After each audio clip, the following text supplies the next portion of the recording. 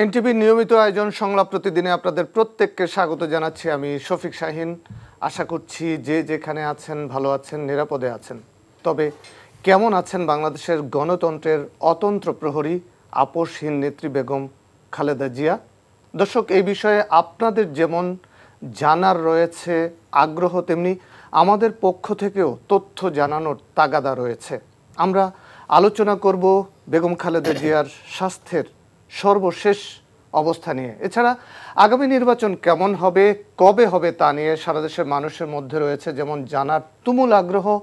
নির্বাচন ঘিরে দল ও জোটের রয়েছে পরস্পর রাজনৈতিক বিরোধী অবস্থান এবং কৌশল। এসব বিষয় নিয়ে আলোচনা করার জন্য আজকে উপস্থিত রয়েছেন এবি পার্টির সভাপতি মুজিবুর রহমান মঞ্জু এবং সাবেক প্রধানমন্ত্রী বেগম খালেদা জিয়ার সহকারী প্রেস সেক্রেটারি সাংবাদিক মহিউদ্দিন খান মোহন। আপনাদের দুজনকেই স্বাগত জানাচ্ছি ধন্যবাদ আজকে এই আলোচনায়। জনাব মোহন, আপনাকে দিয়ে শুরু করতে চাই। কিছুক্ষণ আগে বেগম খালেদা জিয়ার ব্যক্তিগত চিকিৎসক ডাক্তার AZM জাহিদ হোসেন জানিয়েছেন যে বেগম খালেদা জিয়ার শরীরের অবস্থা ভালো না, তিনি ভালো নেই, যার কারণে তাকে লন্ডন নিয়ে যাওয়ার মতো তার যে শরীরের যে উপযোগিতা, সেই উপযোগিতাও নেই, এটি ডাক্তাররা জানিয়েছেন। যার কারণে তাকে কখন লন্ডন নিয়ে যাওয়া হবে সে বিষয়টিও তারা নিশ্চিত করে বলতে পারছেন না। আপনি বেগম খালেদা জিয়ার পাশে ছিলেন দীর্ঘদিন ধরে, যখন তিনি সুস্থ সবল রাজনীতির মাঠে দেশের এ প্রান্ত থেকে ও প্রান্তে ছুটে বেরিয়েছেন, কি বলবেন? ধন্যবাদ। ভারাক্রান্ত মনটা বেশ কয়েকদিন ধরেই, ম্যাডাম যখন গুরুতরভাবে অসুস্থ হয়ে পড়লেন, তার স্বাস্থ্যের অবনতি ঘটল, উৎকণ্ঠিত জাতির একটি ক্ষুদ্রাংশ হিসাবে আমি উৎকণ্ঠিত। টাইম টু টাইম খবর রাখতে হয়, দেখতে হয়, শুনতে হয়। এবং জাহিদ সাহেব একাধারে চিকিৎসক, তারপর কিন্তু বিএনপি নেতা, জিনিসটা খেয়াল রাখতে হবে।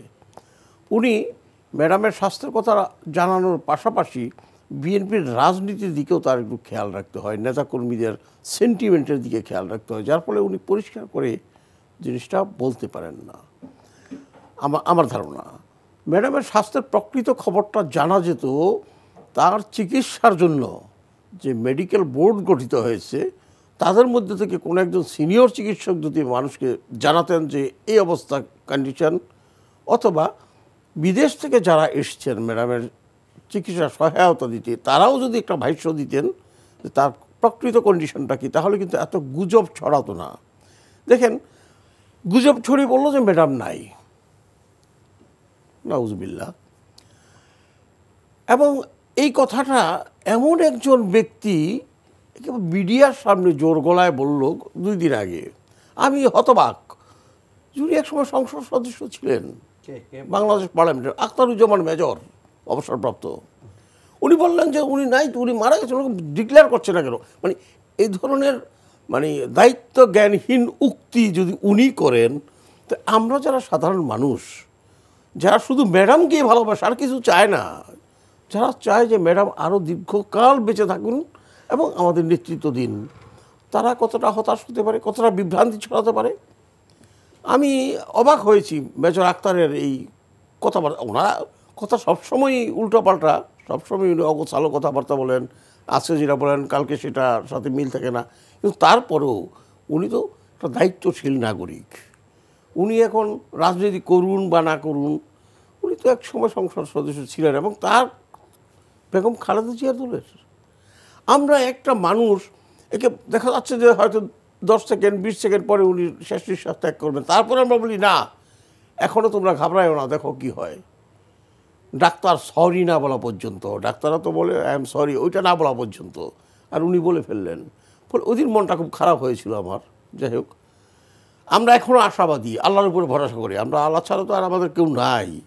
আমরা মনে করি তার রিকভার হওয়াটা জরুরি, দেশের জন্য, গণতন্ত্রের জন্য, এই জাতির জন্য। যেই আপনি যেই কথাটা বলেছেন যে তাকে তো আপনি দেখেছেন কাছ থেকে, হ্যাঁ দেখেছি।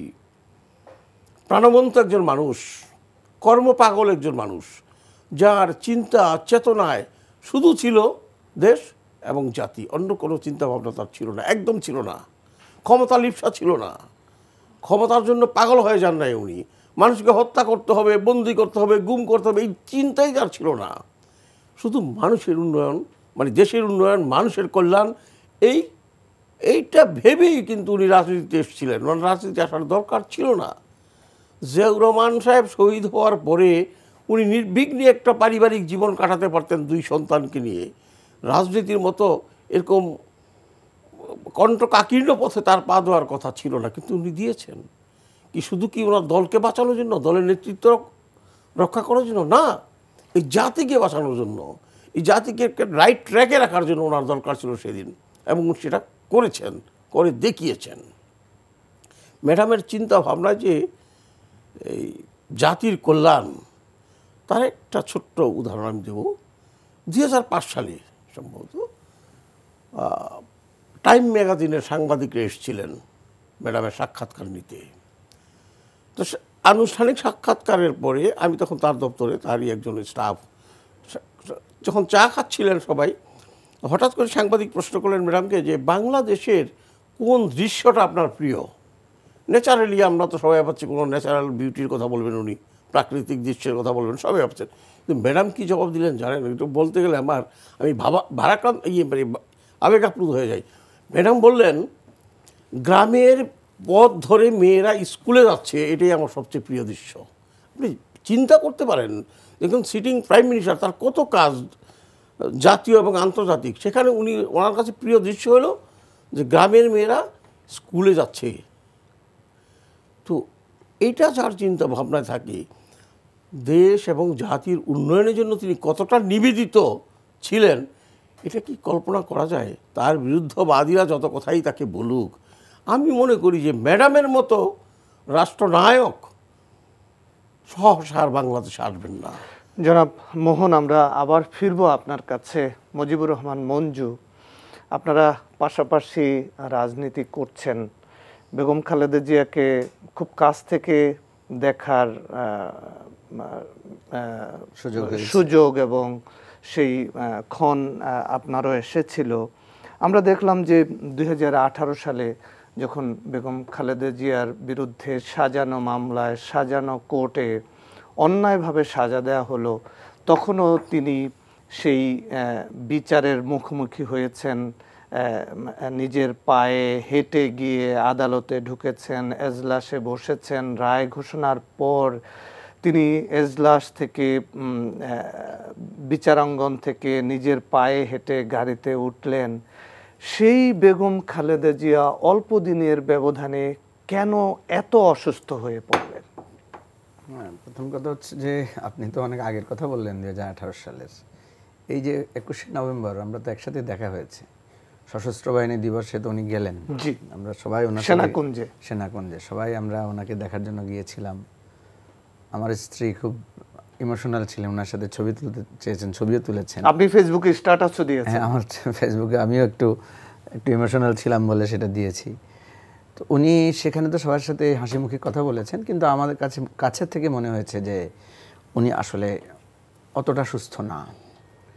আমি যতটুকু জানার চেষ্টা করেছি, সেদিন ওনার সাথে কিন্তু খুব বেশি ডাক্তাররা ছিল না, ডাক্তার জাহিদ ছাড়া আর কেউই ওনার চিকিৎসা টিমের লোকেরা আসেন নাই।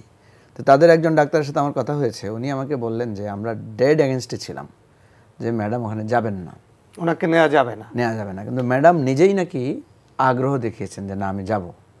ওনার মনের বলেই কিন্তু উনি এসেছেন। এবং এই যে এতগুলো মানুষের সাথে দেখা সাক্ষাৎ, সবার সাথে উনি হাসি মুখে কথা বলেছেন, অনেকে ওনার সাথে ছবি তুলেছে। আমরা কিন্তু প্রধান উপদেষ্টার সাথে ওনার হাস্যোজ্জ্বল একটা ছবিও আমরা দেখেছি। এবং উনি যখন চলে যাচ্ছেন তখন অনেকেই ওনাকে আমরা আগ বাড়িয়ে ওনাকে বিদায় জানানো হয়েছে। এখন প্রশ্ন হচ্ছে, ওনার অসুস্থতা কিন্তু আজকে হঠাৎ করে হয়েছে বিষয়টা এমন না। ওনার লিভার ফাংশনের প্রবলেম তো সিরিয়াস পর্যায়ের, মানে লিভার সিরোসিস পেশেন্ট তো বাংলাদেশে মানে এক্সিস্ট করা তো অনেক রেয়ার, সার্ভাইভ করা খুব রেয়ার ঘটনা। তারপরে ধরেন ওনার এখন রক্ত জমাট বাঁধার অসুবিধা হচ্ছে, যেটা আমরা শুনলাম যে এন্ডোস্কোপি করা হয়েছে এবং ওনার রক্তক্ষরণ ছিল, ওটাও বন্ধ হয়েছে। আরও ওনার নানা ধরনের কিডনির ফেলিউর আছে, নানা রকমের জটিলতা আছে, ওনার বয়সের একটা ব্যাপার আছে, ওনার অ্যান্টিবায়োটিক কাজ করছে না ওনার মধ্যে, ওনাকে যে আপনার লাইফ সাপোর্ট দেওয়া হয়েছে সেখানেও একটা ভুল বোঝাবুঝি বা বাইরে এটা একটা ভুল ধারণা তৈরি হয়েছে। লাইফ সাপোর্টটা দেওয়া হয়েছে, উনি যে শ্বাস নিচ্ছেন ওনার অনেক শক্তি খরচ হচ্ছে, ভেন্টিলেশন, হ্যাঁ ওই ভেন্টিলেশন আর কি, ভেন্টিলেশনটা দেওয়া হয়েছে এই জন্য যে যাতে উনি শ্বাসটা সহজে নিতে পারেন, যাতে শক্তিটা খরচ কম হয় ওনার, কারণ উনি যাতে শক্তিটা ওনার রিকভারি তারপরে আপনার অ্যান্টিবায়োটিক নিতে উনি হেল্পফুল পান বা হেল্প সাপোর্ট পান বডি থেকে। এখন প্রশ্ন হচ্ছে যে জায়গায় এসে এই গুজবটা ছড়াচ্ছে, যে কোনো তথ্য প্রবাহ যদি আপনি ট্রান্সপারেন্ট না রাখেন সেখানে গুজব সৃষ্টিকারীরা একটা সুযোগ নেবেই। যেমন দেখেন প্রথমে যেটা আসলো যে বেগম খালেদা জিয়ার একদম চূড়ান্ত একটা দুঃসংবাদের পরিস্থিতি তৈরি হয়েছিল সেদিন রাত্রে। তো সে রাত্রে সবাই খুব চিন্তামগ্ন ছিল এবং যার প্রেক্ষিতে পরের দিন জনাব তারেক রহমান একটা স্ট্যাটাসও দিলেন যে উনি কোন প্রেক্ষিতে উনি মায়ের কাছে আসতে পারছেন না। এই কয়েকদিন ওটাকে নিয়েই খুব চুলচেরা বিশ্লেষণ গেল। এর মধ্যে একটা আপডেট আসলো যে ওনাকে লন্ডন নিয়ে যাওয়া হবে। সেখানে ব্রিটেন থেকে একজন চিকিৎসক এসেছেন, চায়না থেকে প্রায় 4 জনের মতো বিশেষজ্ঞ চিকিৎসক এসেছেন। আমি যতটুকু শুনেছি যে কেউ কেউ বলেছেন যে ওনাকে ট্রাভেল করার মতো পজিশনে উনি নাই। তারপরে যখন আমরা শুনলাম যে এয়ার অ্যাম্বুলেন্স আসছে, এয়ার অ্যাম্বুলেন্স মানে কাতার রয়্যাল যে এয়ার অ্যাম্বুলেন্স সেটাতে যাবে, তখন আমি একজন ডাক্তারকে জিজ্ঞেস করেছিলাম ওনার টিমের একজন মেম্বারকে যে আমরা শুনলাম যে ওনাকে ট্রাভেল করা যাবে না, ওনার অবস্থা খুবই ক্রিটিক্যাল, এই অবস্থায় আপনার কীভাবে এটা করবেন? তো উনি যেটা বললেন যে ওই এয়ার অ্যাম্বুলেন্সের সব ধরনের সাপোর্ট আছে। এখন আমরা যা যা দিচ্ছি ওনাকে, যে সাপোর্ট উনি পাচ্ছেন, ওই এয়ার অ্যাম্বুলেন্সটা হচ্ছে ফুললি ইকুইপড। সো এই ইকুইপড পজিশান থেকে ওনাকে মানে ট্রাভেল করা সম্ভব। এবং এটা নিশ্চয়ই এখানে একটা বোর্ড হচ্ছে, বিদেশি ডাক্তাররা এখানকার যারা আসছেন তারা সব মিলে কনসালটেশন হচ্ছে। সেই বোর্ডে তারেক রহমানের স্ত্রী ডাক্তার জুবাইদা উনিও এখানে মানে অংশগ্রহণ করছেন, ডাক্তার জাহিদ অংশগ্রহণ করছেন। সেখানে আমরা যতটুকু শুনেছি যে ওনার যাওয়ার ব্যাপারটা মোটামুটি নিশ্চিত ছিল। প্রথমে তো জুবাইদা রহমান আসলে যাবেন, এখন ওই প্লেনেরই একটা অ্যাম্বুলেন্সের একটা ত্রুটি ছিল বলেছিল, এটা কিন্তু ঠিক না, ত্রুটিটা ছিল না, আসলে বলা হচ্ছে এটা বলা হয়েছিল কিন্তু পরে কনফার্ম হয়ে গেছে ত্রুটিটা ছিল না। এখন জাহিদ ভাই আজকে যেটা বললেন সেটা হচ্ছে যে ওনার সিচুয়েশনটা হয়তো আরেকটু ডিটেরিয়েট করেছে। তো ওনার যে পরিস্থিতি, ওনাকে আপনার এই যে কিডনি ডায়ালিসিস দিতে হচ্ছে রেগুলার বেসিসে, তারপরে ওনার যে আপনার রক্ত জমাট বাঁধার যাতে জমাট বাঁধতে পারে বা রক্ত চলাচলটা যাতে স্বাভাবিক রাখা যায় সেটার জন্য ওনাকে এক ধরনের স্পেশাল ট্রিটমেন্ট দেওয়া হচ্ছে। তো সার্বিক বিষয়ে উনি যে জায়গায় আছেন এটা যে কোনো সময় একটা খারাপ পরিণতি হতে পারে, খারাপ পরিস্থিতি হতে পারে, আবার রিকভারি হতে পারে। কারণ বেগম খালেদা জিয়া অন্তত 5-6 বার এরকম সিচুয়েশনে পৌঁছে গিয়েছিলেন, সেখান থেকে কিন্তু উনি ব্যাক করেছেন, আবার স্বাভাবিক জীবনে এসেছেন। এবং আমরা যেটা দেখলাম লন্ডন থেকে ওনার অপারেশনের পরে উনি যখন ফিরে এসেছেন তখন কিন্তু হেঁটে এসে উনি আপনার হুইল চেয়ারে বসেছেন।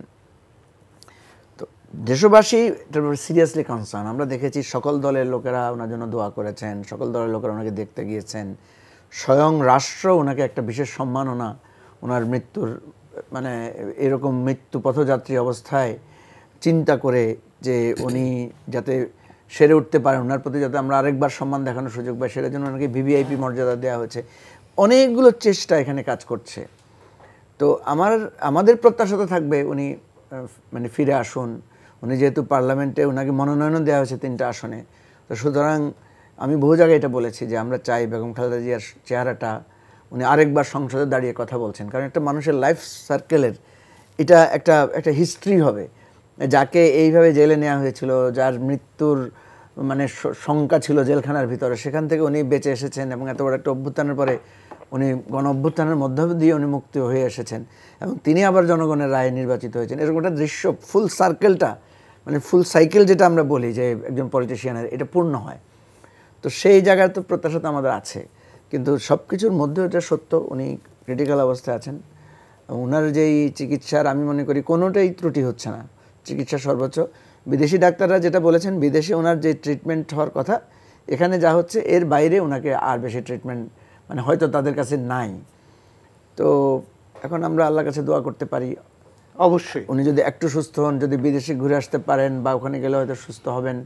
আর এর বাইরে যতগুলো রিউমার বা যেন কথা ছড়াচ্ছে এগুলো আমাদেরকে রিউমার হিসেবে ধরতে হবে, কারণ যতক্ষণ পর্যন্ত আমাদের কাছে কনক্রিট তথ্য, মানে আমার কথা হচ্ছে যে যারা অথরিটি হসপিটাল বা ডাক্তাররা যতক্ষণ কিছু না বলছেন, ততক্ষণ যারা এগুলো বলছেন আমরা তাদেরকে বিশ্বাস করতে পারি না। এবং আমরা মনে করি এই ধরনের একটা সেন্সিটিভ পেশেন্ট, এই ধরনের একজন টপ মোস্ট পেশেন্টকে নিয়ে এই ধরনের কথা না বলাই ভালো।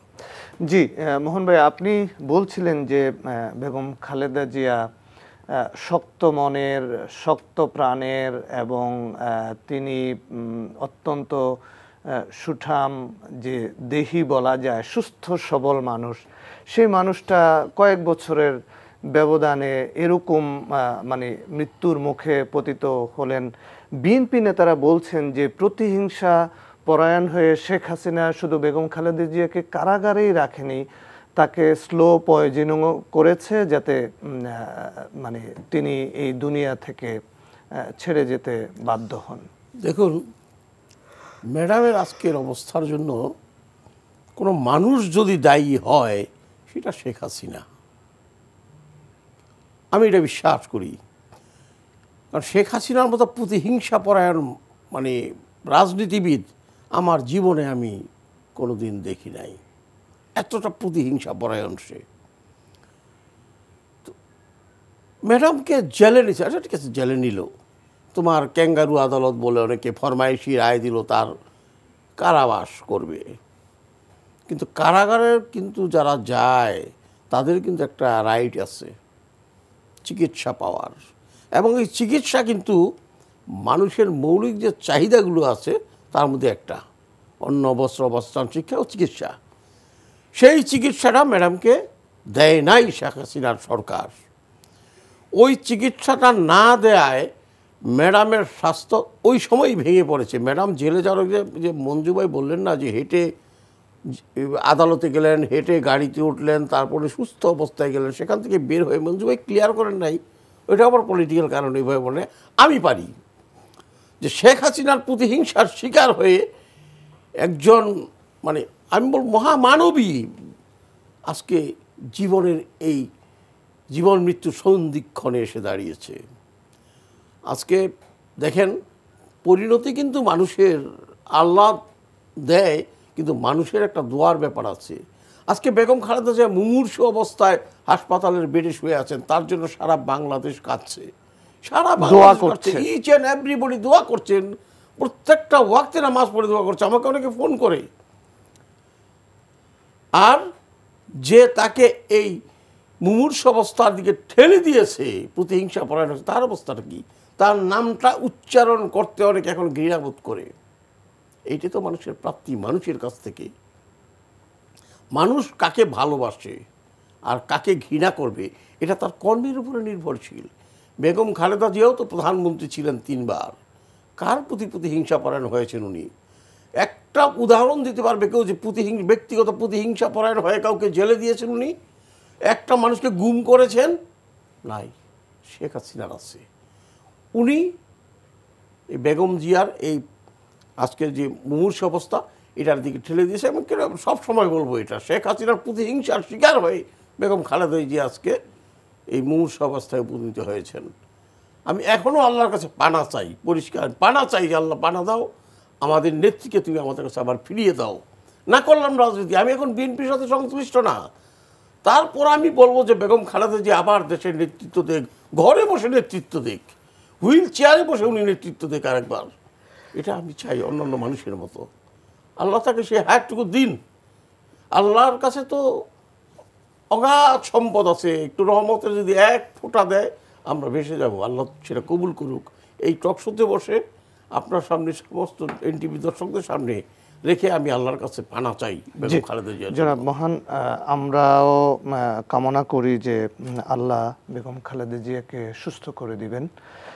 জনাব মুজিবুর রহমান মঞ্জু, আমরা আপনার কাছে একটি প্রশ্ন রাখতে চাই যে কয়েকদিন ধরেই রাজনীতির মাঠে একটি কথা ভেসে বেড়াচ্ছে যে আগামী নির্বাচন কি পিছিয়ে যাচ্ছে। আজকে সিলেটের জনসভায় জামায়াতের আমির 8 দলীয় জোটের যে সমাবেশ, সেখানে তিনি বলছেন যে যারা নির্বাচন পিছিয়ে দেওয়ার ষড়যন্ত্র করছে তাদের প্রতিহত করবে, যে নির্বাচন পিছিয়ে যাওয়ার কি কোনো ষড়যন্ত্র দেখছেন কিনা? কারণ একটা প্রেক্ষাপটে এনসিপি নেতারা বলছিল যে বেগম খালেদা জিয়া যেহেতু অসুস্থ, তো তার এই অসুস্থতা এবং তাকে বিদেশ নিয়ে যাওয়া হবে কি না সেই ধরনের একটা দোলাচল আছে। সে কারণে তারা দাবি জানিয়েছিল যে নির্বাচনের তফসিলটা কয়েকদিন পিছিয়ে দেয়া যায় কিনা। এমন প্রেক্ষাপটে আজকে আবার জামায়াতের আমির সিলেটে 8 দলীয় যে জোট আছে সেটার সমাবেশে তিনি বলছেন যে যারা নির্বাচন পিছিয়ে দেওয়ার ষড়যন্ত্র করবে তাদেরকে দেশের জনগণ প্রতিহত করবে। আবার দুপুরবেলা বিএনপির স্থায়ী কমিটির সদস্য আমির খসরু মাহমুদ তিনি বলেছেন যে আগামী নির্বাচন পরিচালনা এবং নেতৃত্ব দেওয়ার জন্য শীঘ্রই তারেক রহমান দেশে ফিরবেন। তো এমন প্রেক্ষাপটে আসলে কি মনে করছেন, এই কথাগুলি কেন বাতাসে ভেসে বেড়াচ্ছে? আপনি একটা ভালো তথ্য দিলেন, সেটা হলো যে জামাতের আমির এই কথা বলেছে। তো এটা কয়েকদিন আগে তো এই কথাটা আমরা বিএনপির মুখে শুনেছি। তো বিএনপির মুখের যে কথাটা এটা এখন জামাতের আমিরে বলছেন, তাহলে তো একটা মিল দেখা যাচ্ছে ওনাদের মধ্যে। আমরা তো এতদিন ভয়ে ছিলাম যে বিএনপি বারবার বলছিল যে জামাত নির্বাচন পেছাতে চায়, যদিও মানে জামাত নির্বাচন পেছানোর বিষয়ে সরাসরি কিছু বলেনি। তারা বিভিন্ন দাবি তুলেছে, পিআরের কথা বলেছে, করতে হবে। এখন আমি তো বরং নির্বাচন হওয়ার সম্ভাবনাটা আরও বেশি দেখছি, কারণ বিএনপি অলমোস্ট ইলেকশনের ব্যাপারে খুবই সিরিয়াস ছিল। বিএনপি তো ডিসেম্বরে ইলেকশন চেয়েছিল। এখন যেহেতু জামাত এটা বলেছে, তাহলে দুইটা মেজর স্টেক হোল্ডার যেহেতু ইলেকশনের ব্যাপারে সিরিয়াস, সো এখানে আর সরকার তো আছে সিরিয়াস। দেখেন এনসিপির কথা যেটা আপনি বললেন, এনসিপি কিন্তু নির্বাচন পিছানোর কথা বলেন না, তফসিল পিছানোর কথা। তফসিল পিছানো আর নির্বাচন পিছানো তো এক কথা না। তফসিল ঘোষণাটা কিন্তু আপনি এই মাসের মানে লাস্ট উইকে করলেও কোনো অসুবিধা নেই, আইনের কোনো ব্যত্যয় ঘটবে না। কারণ ওই তফসিলের যে নির্ধারিত সময়, সেই সময়টা কাভার করে এই তফসিল ঘোষণা করলে চলে, কোনো অসুবিধা নেই। সেক্ষেত্রে এই তফসিল যদি 16 ডিসেম্বর পরেও ঘোষণা করে, নির্বাচন ফেব্রুয়ারিতে হওয়ার ক্ষেত্রে কোনো বাধা নাই। সুতরাং আমি এখন পর্যন্ত নির্বাচন হওয়ার ব্যাপারে কোনো বাধা দেখি না। তফসিল হওয়ার পরে এখন একটা জিনিস যেটা হচ্ছে যে বিএনপির মতো একটা দলের প্রধান উনি অসুস্থ, এবং সে অসুস্থতাটা খুবই আশঙ্কাজনক অসুস্থ। এখানে কিছু একটা ঘটলে বিএনপির কিছুটা ক্ষতি হবে, মানে বিএনপি কিছুটা এখানে এঙ্গেজ হয়ে যাবে, মানে তাদের নির্বাচনী প্রস্তুতির ক্ষেত্রে।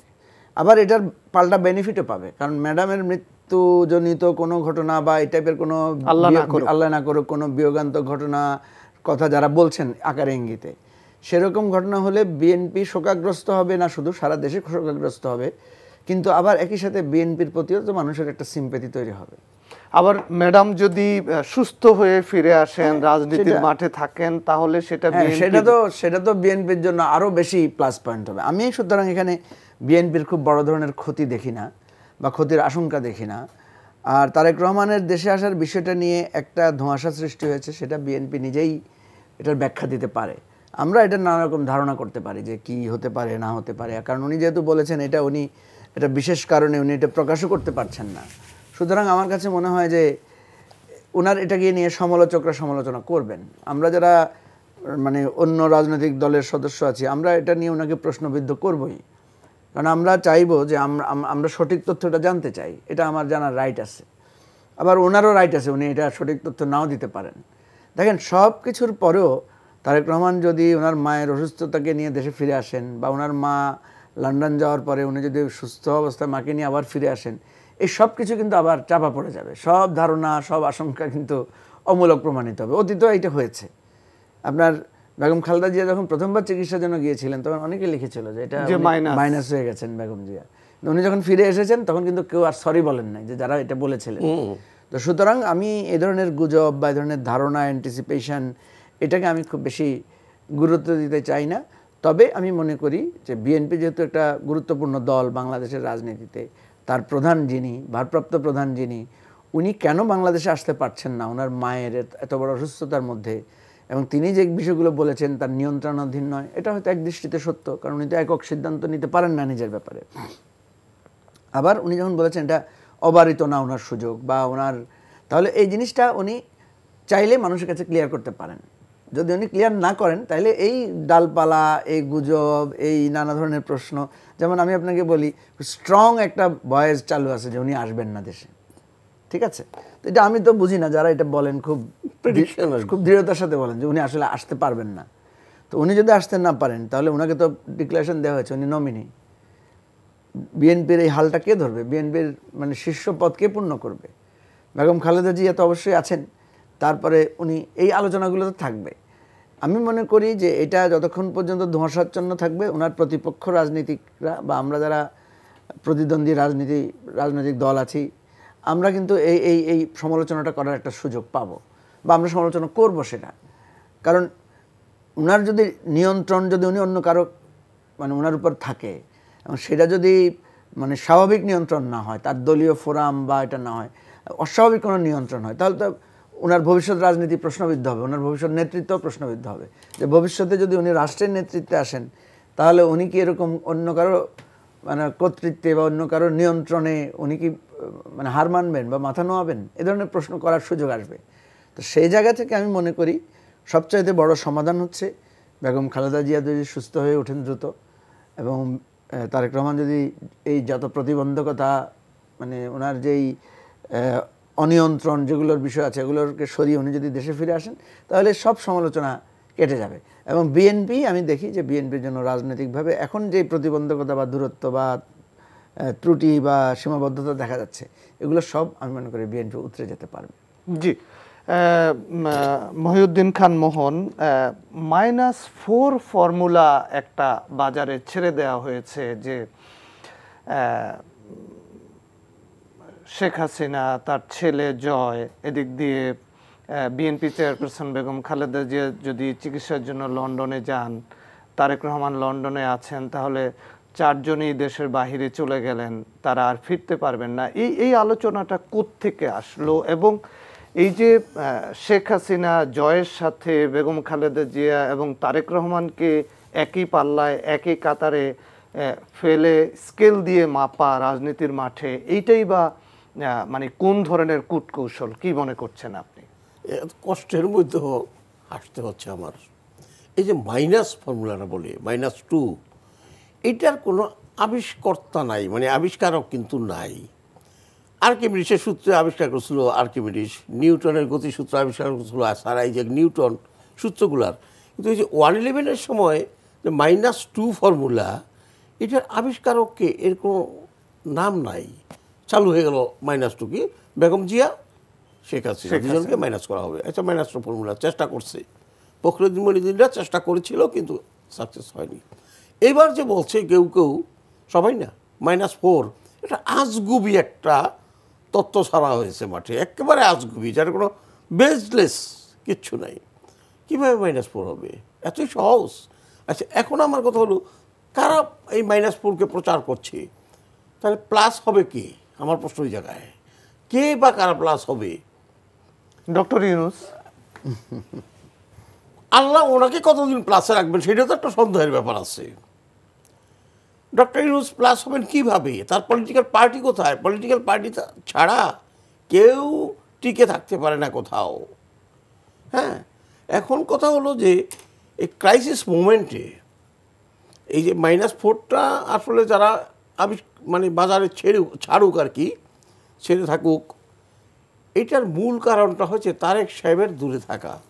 পরিষ্কার, ওনাকে দূরে রাখা। উনি দূরে থাকা, আমি রাখা বলবো না। আমার মা যদি মুমূর্ষু অবস্থায় থাকে, আমার বউ আমার আটকায় রাখতে পারবে ঢাকার বাড়িতে? আমি গ্রামে চলে যাব না? রইল তোর সংসার, রইল তো সবকিছু, আমি আমার মায়ের কাছে যাব। কিন্তু সেটা তো আপনি ব্যক্তি, কিন্তু আমি ব্যক্তির কথা বলছি, আমি ব্যক্তির কথা বলছি। তারেক সাহেব কার সন্তান? জিয়াউর রহমানের ছেলে। যেই জিয়াউর রহমান মাত্র 37 বছর বয়সে পাকিস্তান সরকারের বিরুদ্ধে বিদ্রোহ করে জীবনের তোয়াক্কা না করে মুক্তিযুদ্ধ ঘোষণা করেছিলেন, অস্বীকার করা যাবে না তো। যিনি আজকে মুমূর্ষু অবস্থায়, খেয়াল করেন, উনিও কিন্তু 37 বছর বয়সে রাজনীতিতে নামছিলেন। উনি তো ভয় পান নাই। এর সাথে রক্তচক্ষুকে ভয় পেয়েছিলেন। তারেক সাহেব কাকে ভয় পান? ওনারা তো কেন ভয় পাবেন? আমার প্রশ্ন তো ওই যায়, কেন ভয় পাবেন? কারা তাকে বাধা দিচ্ছে? তার দলের ভেতর থেকে কেউ প্রকাশ করেন কারা? পাবলিক পিটিয়ে তাদের দল থেকে বের করে দেবে যে তারেক রহমানকে মাইনাস করার চক্রান্ত করছিস তোরা। আর বিদেশি গোয়েন্দা সংস্থা, আপনি দেশে আসার পরে জনগণ যদি আপনার পেছনে থাকে, কোনো গোয়েন্দা সংস্থা পৃথিবীর কারো ক্ষমতা নাই যে আপনাকে কিছু করতে পারে। উনি আসছেন না কেন? এত ভয় পাবেন কেন? পলিটিক্যাল লিডারদের ভয় পাই সেটা হয়তো ওনার কোনো সীমাবদ্ধতা না, আছে। আমি মানি না, এটা মানি না। কারণ উনি তো ব্যক্তি না, উনি তো একটা দলের ভাইস শাহীন চেয়ারম্যান। ভাই, আমি দেখতে বাচ্চা, আমার একটু মানে দেখতে আমাকে ছোট মনে হলো, আমি কিন্তু ছোট না। 69 সাল থেকে আমি রাজনীতির কিন্তু পর্যবেক্ষক, 1969। আমি বলি মোহন ভাই যেটা বলতে চাচ্ছেন, জিয়াউর রহমানও তো ব্যক্তি না, উনি তো একটা সেনা বাহিনী চাকরি করেন, সেই জায়গা থেকে উনি বিদ্রোহ করেছেন, মানে জীবনের ঝুঁকি নিয়েছেন। জীবনের ঝুঁকি নিয়েছেন, ওকে মেরে ফেলতে পারতো। ওটাই বলতে চাচ্ছেন। আপনার কর্নেল চান্দুয়া তাকে মেরে ফেলতে পারতো, এবং মেরে ফেলার জন্য কিন্তু ওই জেটিতে পাঠিয়েছিল সোয়াতের কাছে যে মেরে ফেলবে ওখানে নিয়ে। সেখানে উনি সাহস করেছেন। রাজনীতিতে সবচেয়ে বড় প্রয়োজন সাহস।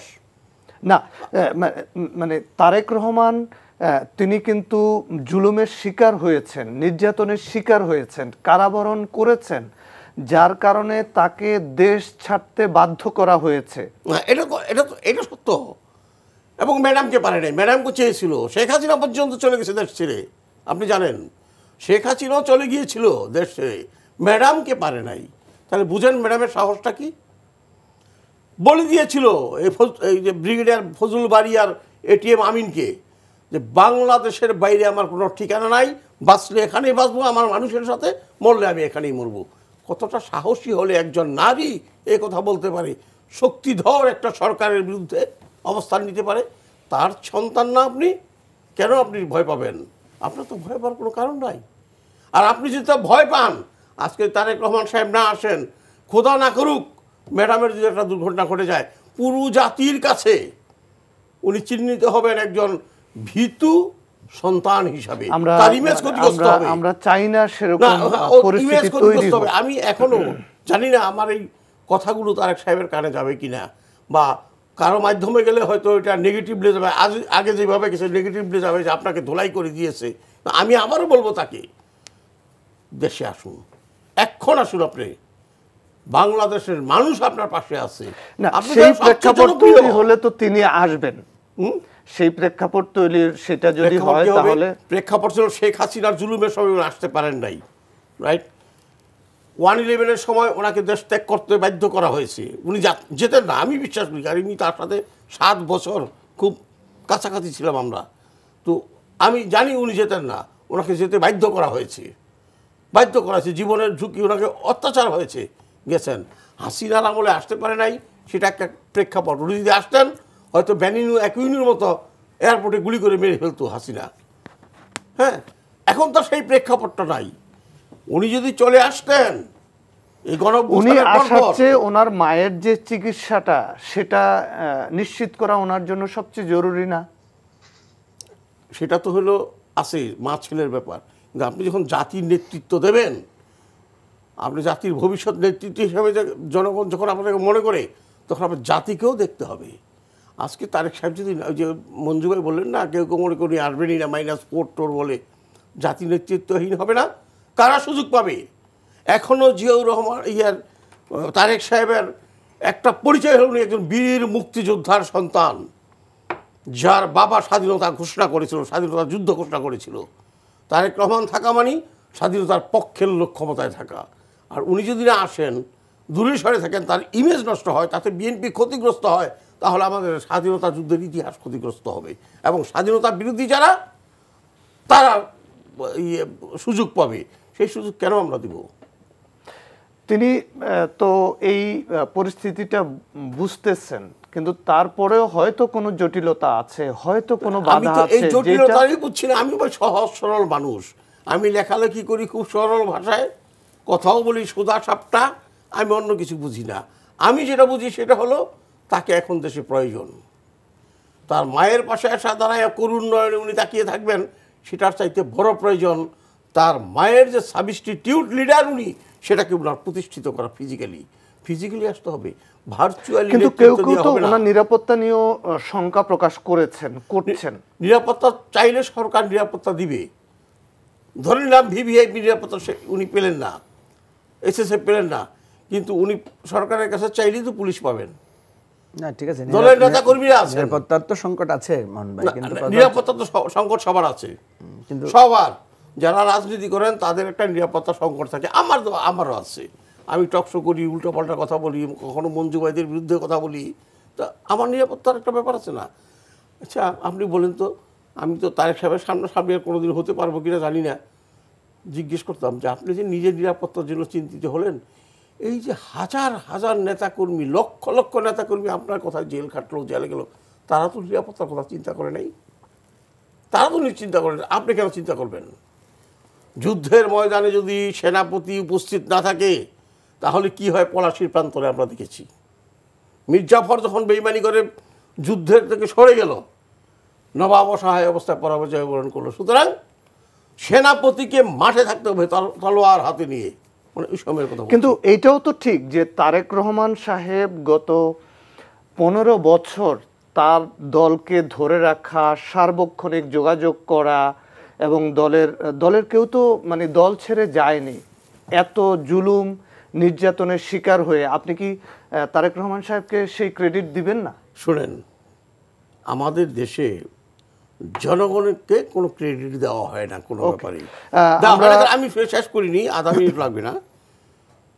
ওই যে দল একতাবদ্ধ আছে না, ওইটার এই যে বিএনপি স্ট্যান্ডিং কমিটি মেম্বার বলেন, তারেক সাহেব সহ বলেন, তাদের চাইতে আমি ওই ইউনিয়ন লেভেলের সেই কর্মীটাকে কৃতিত্ব দেবো যে মশারি খাটিয়ে ধান খেতে রাত্রে থাকছে, তবু হাসিনার অত্যাচারের কাছে মাথা নত করে নাই। ওদের জন্যই তো একতাবদ্ধ রয়েছে এখন পর্যন্ত, ওদের জন্যই। এবি পার্টি কার সাথে জোট করছে? আগামী নির্বাচনে আপনারা কোন পথে হাঁটছেন? আমরা তো এই বিষয়ে অনেকবারই ব্যাখ্যা দিয়েছি।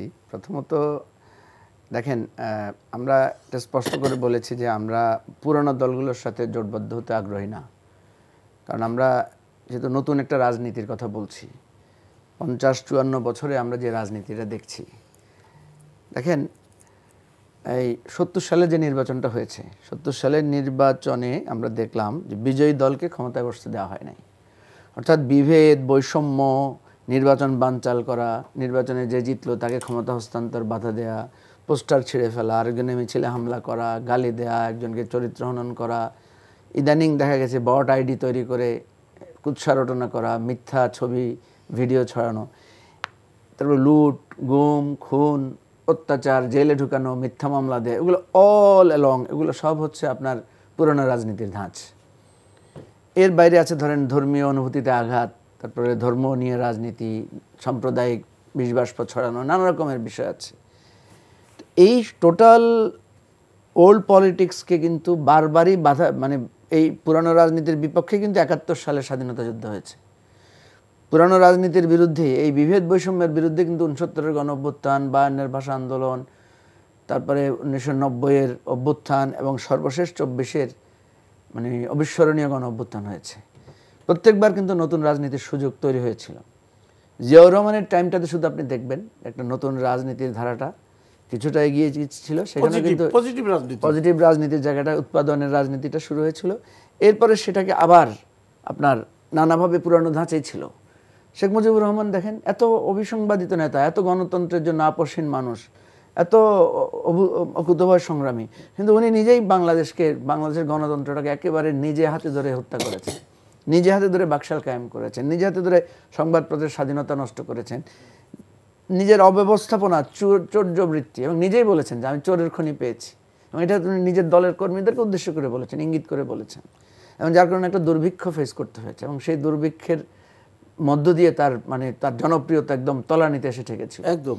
তো এখন দেখেন শেখ হাসিনা গত 15টা বছর যেটা করেছে, আমরা এই পুরানো রাজনীতির বাইরে এসে যখন একটা অভ্যুত্থান হলো, দেখেন অভ্যুত্থান কিন্তু পুরানো রাজনীতি অভ্যুত্থান ঘটাতে পারে নাই। বিএনপি, জামাত অসাধারণ আন্দোলন করেছে না, আপনার বিশাল বিশাল মহাসমাবেশ, এই জেলে গিয়েছে নেতারা, ফাঁসির কাস্টে ঝুলেছে, তাদের দল নিষিদ্ধ হয়েছে, আন্দোলন করেছে, কিন্তু কখনো একটা নির্বাচন আদায় করতে পারে নাই, সরকারের পতনের কোনো সম্ভাবনা তৈরি করতে পারে নাই। প্রত্যেকবার এসেই ওই পুরানো ধাঁচের পুলিশি হামলা, গুম, খুনের মধ্যে দিয়ে তাদের আন্দোলনটা নিস্তেজ হয়ে গেছে। তাহলে আপনার সাথে কাকে নিচ্ছেন? আমি যেটা বলতে চাচ্ছি আপনাকে, এই গণ অভ্যুত্থান একটা নতুন রাজনীতির দিকদর্শন দিচ্ছে আমাদেরকে। আমরা ভাবছি এই নতুন রাজনীতি যারা করতে চায় তাদেরকে নিয়ে একটা অ্যালায়েন্স করা যায় কিনা, কারণ আমরা সবাই তো নতুন আমরা তো নতুন রাজনীতিটা করেছি এই জন্য যে আমরাই তৃতীয় বিকল্প আকারে থাকবো। বিএনপি, আওয়ামী লীগ, জামাতের এই ট্র্যাডিশনাল পলিটিক্সের বাইরে এসে আমরা একটা নতুন রাজনীতি হয়ে দাঁড়াবো। আমরা দেখছি এরকম অনেকগুলো দল হয়েছে, কিন্তু কেউই আমরা ওইভাবে শক্তি অর্জন করতে পারি নাই নানা কারণে, কারণ পরিস্থিতির কারণে। আজকে দেখেন ইলেকশন আসছে, ট্র্যাডিশনাল পথে আবার নির্বাচনে প্রচারণা এগুলো চলছে, অর্থের ছড়াছড়ি হচ্ছে। আমরা আশা করেছিলাম যে এবারের বিপ্লবের যারা নায়ক ছিলেন তারা যে দলটা তৈরি করেছেন এটা একটা সম্ভাবনার জায়গা তৈরি করবে। সেখানেও আমরা দেখেছি অনেক সীমাবদ্ধতা, অনেক বিতর্ক, বিচ্যুতি, নানা ধরনের বিষয় তৈরি হয়েছে। তারপরও আমি মনে করি এত বড় অর্জনের বিরাট একটা ক্রেডিট তাদের উপর আছে, তাদের উপর একটা দায়ভার আছে। এখন আমরা তাদের প্রতি আশাহত হই নাই, এখনও তাদের প্রতি সমালোচনা আছে, এখনও তাদেরকে গুরুত্ব দেওয়া হচ্ছে বাংলাদেশের রাজনীতিতে। মানুষ এখনও দেখবেন রাজপথে যদি ওই বিপ্লবের নায়করা যদি রাস্তায় নামে, দেখবেন মানুষ তাদের কাছে যাচ্ছে, তাদের কিনে ছবি তুলছে, তাদের প্রতি একটা আকর্ষণ আছে। এখন আমাদের প্রশ্ন হচ্ছে, আমরা চাচ্ছি এই জেনারেশনকে বুঝিয়ে সবাই মিলে একটা রাজনৈতিক জোট বা একটা রাজনৈতিক গতিপথ তৈরি করা যায় কিনা। সেই চেষ্টাটা আমরা খুব কাছাকাছি গিয়েছিলাম। কার সাথে? সেখানে ডেফিনেটলি এনসিপি ছিল, আমরা এবি পার্টি ছিলাম, আমরা গণ অধিকার পরিষদকেও আমরা আহ্বান করেছিলাম বা চেয়েছিলাম সেখানে যুক্ত হতে। রাষ্ট্র সংস্কার আন্দোলন আছে, গণতন্ত্র মঞ্চের আরও বেশ একটা দল আছে যারা গণ অভ্যুত্থানে অলমোস্ট ভূমিকা রেখেছে, তাদেরকে আমরা মূলত চেয়েছিলাম। এখনও সেটা নানা ধরনের দোলাচল আছে, আমরা এখনও আশাহত হই না, আমরা সেটা কন্টিনিউ করছি, চেষ্টা করছি। সর্বোপরি আমরা চাই যে গণ অভ্যুত্থানটা 24-এ হয়েছে, এই নির্বাচনটাকে আমরা গণ অভ্যুত্থানের সেকেন্ড ওয়েভ হিসেবে দেখতে চাই, যে ওইটা হয়েছে এক ধরনের, আর এটা হবে ভোটের মধ্য দিয়ে, এবং এটার আমরা একটা সম্ভাবনা তৈরি করার জন্য একটা জোট করতে চাই। ছাত্রদের প্রতিনিধিত্বকারী 2 জন উপদেষ্টা এই সরকারে আছে, তারা কি আপনাদের সাথে আপনাদের জোটে আসবে নাকি তারা বিএনপিতে যাবে? তাদের তো এই নতুন জোটে আসাই উচিত, কারণ তারা এই অভ্যুত্থানের নেতৃত্ব দিয়েছে, তাদের কাছে মানুষের অনেক চাওয়া পাওয়া আছে, তাদের বিরুদ্ধে অনেক সমালোচনা আছে, সেই সমালোচনাগুলোর জবাব তাদেরকে দিতে হবে। সেই সমালোচনাগুলোর জবাবটা পরিষ্কার করে তাদেরকে আবার রাজনীতির জায়গায়, তারা তো বিজয়ী দলের সাথে থাকতে চায়। সেই না, যদি থাকতে চায়, আমি কিন্তু এটা স্পষ্ট করে বলি আপনাকে, আজকে আপনি যেহেতু কথাটা তুলেছেন, আমাদের গণ অভ্যুত্থানের যারা প্রত্যাশা জাগিয়েছেন তারাই যদি আবার এই প্রত্যাশাটা নষ্ট করার জন্য কোনো ধরনের পথে হাঁটেন, আমার ইচ্ছা, আমি পারবো কিনা জানি না, আমার ইচ্ছা হচ্ছে এই গণ অভ্যুত্থানের অভিপ্রায় যারা যারা পোষণ করেন সবাইকে ঐক্যবদ্ধ করে তাদের বিরুদ্ধে দাঁড়ানোর জন্য। যদি ওই সমস্ত উপদেষ্টা বা যারাই ধরুন এই গণ অভ্যুত্থানের যারা আকাঙ্ক্ষার সাথে, অভ্যুত্থানের সংগ্রামের সাথে জড়িত যারা আছেন, তাদেরকে আমরা চাই এবারের রাজনীতিতে, এবারের অভ্যুত্থানে তারা যাতে একটা স্বতন্ত্র জায়গায় দাঁড়ান। এটা বিএনপির লোকদেরকেও আমি চাই, জামাতের লোকদেরকেও চাই। জামাতের মধ্যে যারা গণ অভ্যুত্থানের নেতৃত্ব দিয়েছে, গণ অভ্যুত্থানের ভূমিকা রেখেছে, জেল খেটেছে, আছে না? বিএনপির মধ্যে তো হাজার হাজার আছে। এদের সবাইকে আমরা একটা ঐক্যবদ্ধতা জায়গা আনতে চাই, যে আপনারা বিএনপি, জামাত, নিজের দল, অন্যান্য দল থেকে আপনারা একটা পৃথক জায়গায় আসেন। দলের বিরুদ্ধে বিদ্রোহ করতে হবে, কারণ দল যদি পুরানো দিকে হাঁটে তাহলে তো সে একই কথাই হলো। দেখেন এখন যে ট্রেন্ডটা তৈরি হয়েছে, যে ওই পুরানো দিকে হাঁটবে তার বিরুদ্ধেই বিদ্রোহ করবে কিন্তু নতুন প্রজন্ম। কারণ আমরা যে পথটা এসেছি এটা তো ট্রান্সপারেন্টলি দেখেই ফেলেছে সবাই, স্পষ্ট হয়ে গেছে। এই যে আমাদের পাঠ্যপুস্তকে 21শে ফেব্রুয়ারি পড়ানো হয় না, 21শে ফেব্রুয়ারিতে কি পড়ানো হয় ভাষা আন্দোলনে? যে 16ই ডিসেম্বর আপনার 144 ধারা ভঙ্গ করে মিছিল করা শেখানো হয়, এটাই তো শেখানো হয়। যে 144 ধারা তো রাষ্ট্রের আইন, রাষ্ট্র এটা শৃঙ্খলা রক্ষার স্বার্থে এটা প্রয়োগ করে, কিন্তু এটাকে ব্রেক করে যারা এসেছে, যেমন জিয়াউর রহমানের ইতিহাস পড়ানো হয় কেন? জিয়াউর রহমান তো কমান্ড ব্রেক করে মুক্তিযুদ্ধে আপনার ঘোষণা দিয়েছে, তাহলে এটা তো কমান্ড ব্রেক করা শেখানো হয়।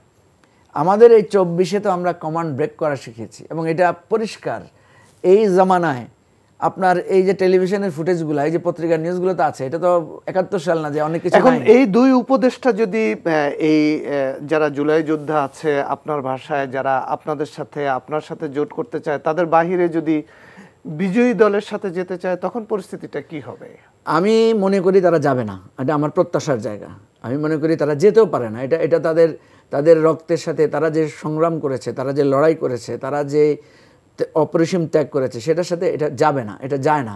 এবং এটা গেলে তারা তাদের যেই স্পৃহা, যে মনোবল বা যেই ঘোষণা তারা দিয়েছিল যে 6 তারিখ না 5 তারিখ, হ্যাঁ, তারা যে ঘোষণাগুলো দিয়েছিল যে মাতৃভূমি না মৃত্যু, এই সব কিছু দেখবেন আপনি ম্লান হয়ে যাবে। সুতরাং আমি যেটা মনে করি, এগুলোকে আমি প্রচার হিসেবে দেখতে চাই বা এক ধরনের দোলাচাল হিসেবে দেখতে চাই। আমার আহ্বান থাকবে এই সমস্ত উপদেষ্টাদের, যারা উপদেষ্টাদের কথা আমি শুধু বলছি না, সকল রাজনৈতিক দলের মানে এই অভ্যুত্থানের অংশীদারদেরকে আমি বলবো যে আপনারা একটা পৃথক জায়গায় দাঁড়ান, আসেন আমরা একটা পৃথক জায়গায় দাঁড়াই। ইলেকশনে ভোট তো সব কিছু না। শেখ হাসিনা তো জোর করে সব আসন নিয়েছিল, একটা আসনও তো শেখ হাসিনার এখন নাই। আপনারা এত বড় একটা অভ্যুত্থানের পরে একটা ভোটাভুটির দিকে গিয়ে দেশটাকে যদি পুরানো জায়গায় নিয়ে যান, আপনাদের বিরুদ্ধে আবার বিদ্রোহ হবে। আর যদি আপনারা ভোটাভুটিতে গিয়ে দেশটাকে সঠিক জায়গায় ফিরিয়ে আনেন, জুলাই অভ্যুত্থানের যে জুলাই চার্টার যেটা হয়েছে, যেই জিনিসগুলো আমরা চিন্তা করেছি, এইভাবে গণতন্ত্রটা সুরক্ষিত হবে, এইভাবে আমাদের রাষ্ট্র কাঠামোটা নিজ জায়গায় দাঁড়াবে, এটা যদি করেন তাহলে তো কোনো অসুবিধা নাই। আমরা তো আপনাদের এই জুলাই চার্টারে স্বাক্ষরও করেছি, আমরা তো আপনাদের সাথেই আছি। আমরা আশঙ্কা করছি ওনারা নাই। আপনি দেখেন বিএনপির মধ্যে অনেক ফেনোমেনন দেখা যাচ্ছে পুরানো ধাঁচের, জামাতের মধ্যে দেখেন অনেক পুরানো ফেনোমেনন দেখা যাচ্ছে। জামাতের মতো দল আজকে হাজার হাজার লাখ লাখ লোক নিয়ে সমাবেশ করছে, হাজার হাজার মোটরসাইকেল র্যালি করছে। ওনাদেরকে একটুও ভাবনা নাই যে ওনাদের নেতাদের ফাঁসি হয়েছে, এই হাজার হাজার মোটরসাইকেল ওনাদের নেতাদের ফাঁসি রুখতে পারে নাই। এই লাখ লাখ জনতার স্রোত, এই যে আপনার 2-4টা গোলাগুলিতে 5ই মে আরও অন্যান্য সময় দাঁড়াতে পারে নাই। সুতরাং এই জনগণের বাহাদুরি দেখিয়ে, এই মিছিলের বাহাদুরি দেখিয়ে তো দেশ বদলাবে না। দেশ বদলাতে হলে স্পষ্ট করে পুরানো রাজনীতির ধাঁচ থেকে বেরিয়ে আসতে হবে। জি, ধন্যবাদ আপনাকে জনাব মুজিবুর রহমান মঞ্জু। মহিউদ্দিন খান মোহন, আমরা যদি শহীদ প্রেসিডেন্ট জিয়াউর রহমানের আত্মত্যাগের কথা যদি আমরা স্মরণ করি, দীর্ঘ ৪৫ বছর বেগম খালেদা জিয়া যেই দলটাকে এ পর্যন্ত তার ত্যাগ, তার বুদ্ধিমত্তা, তার শ্রম ঘাম দিয়ে টেনে নিয়ে আসলেন, আপোষহীন নেত্রীর যে রূপ, যে অবয়ব, সেই মানুষটার প্রতি এখনকার বিএনপির নেতাকর্মী মানে তাদের কতটা মানে দায়বদ্ধতা, কতটা সুবিবেচনা কাজ করছে, আগামী দিনে কাজ করবে কিনা বেগম খালেদা জিয়ার এই ত্যাগের পিছনে? বিএনপির গায়ে লেপ্টে আছে যে তারা মানে চাঁদাবাজি করে, তারা দখলবাজি করে, সন্ত্রাস করে, এটা তাদের বিরোধী পক্ষ তাদের গায়ে লেপ্টে দিচ্ছে। এখন এই যে সামনে যে নির্বাচন, এই নির্বাচনে বিএনপি তাদের যে প্রার্থিতা ঘোষণা করলো, সেই প্রার্থিতা সব কিছু মিলিয়ে শহীদ প্রেসিডেন্ট জিয়াউর রহমানের দল বিএনপি, বেগম খালেদা জিয়ার দল বিএনপি, জনাব তারেক রহমানের দল বিএনপি, বিএনপির সামনের অবস্থা কি দেখতে পাচ্ছেন?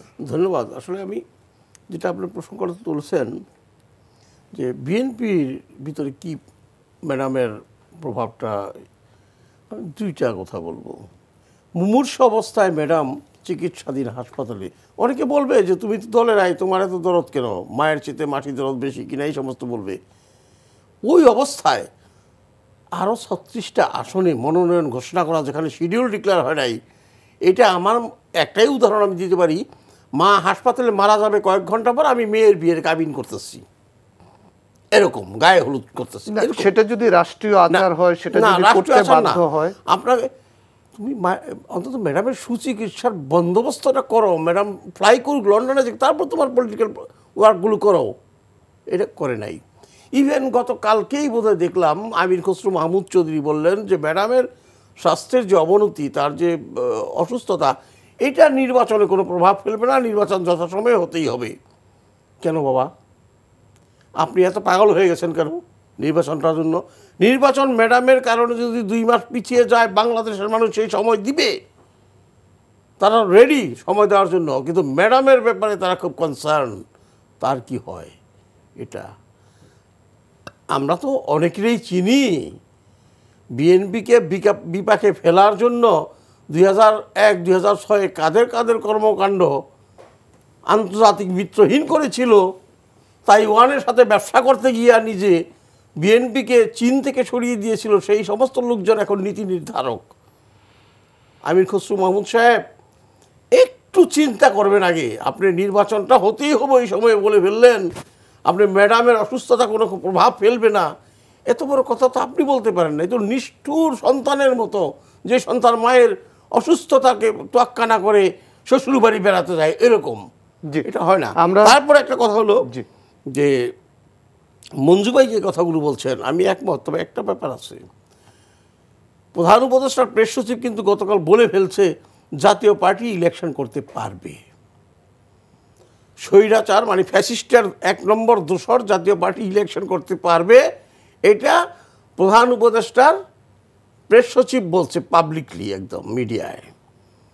দুদিন পর যে বলবে না যে যারা অ্যাকচুয়ালি দায়ী, যাদের বিরুদ্ধে মামলা হয়েছে আওয়ামী লীগের, তারা বাদ দিয়া আওয়ামী লীগের যারা ভদ্দন্নুক আছে সেই ভদ্দন্নুকেরা ইলেকশন করতে পারবে, এটা যে বলবে না তার নিশ্চয়তা কি? সুতরাং ইলেকশনের ইকুয়েশন কিন্তু অনেক চেঞ্জ হবে সামনে, ওকে, আমি মনে করি। জনাব মহিউদ্দিন খান মোহন এবং মুজিবুর রহমান মঞ্জু, আপনাদের দুজনকেই ধন্যবাদ জানাচ্ছি। আজকে আমাদের এখানেই শেষ করতে হচ্ছে। দর্শক, আপনারা আজকে এখানেই শেষ করছি। আমাদের এই অনুষ্ঠান থেকে আমরা কামনা করছি যে দেশনেত্রী এবং বিএনপি চেয়ারপারসন বেগম খালেদা জিয়া তিনি সুস্থ হবেন, আল্লাহ তাকে সুস্থ করে দিবেন, এই প্রত্যাশা রেখে আপনারা যে যেখানে আছেন ভালো থাকুন, নিরাপদে থাকুন।